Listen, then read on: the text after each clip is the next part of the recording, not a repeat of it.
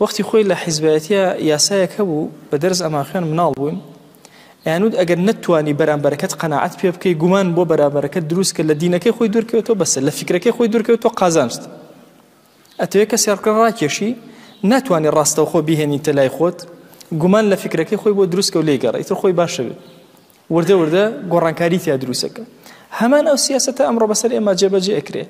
لە دینەکە دوورەخەنەوە تەواو دوورتەخەنەوە دوای کە تەواو لە دینەکەیان دوور خستیتەوە بە ئاسانی کۆنتڕۆڵ دەکەن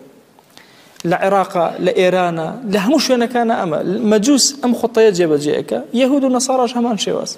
لە دینە ئەسڵەکەی خۆتە دوورەخەنەوە دواتر بە ئاسانی فکری نوێ ئەهێنن ئەی سەپێن بەسەر تا کۆنتڕۆڵی ئەەکەن تۆ هیچ توانایەکی مقاومەت نامێنێ ئەو کات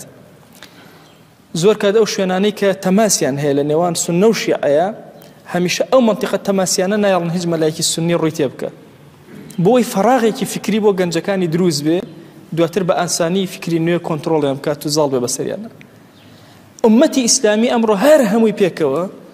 بەهۆی ئەم ئالەتانەی کە دروست بوون ئەیانەوێ ئەم مەوجە فکریە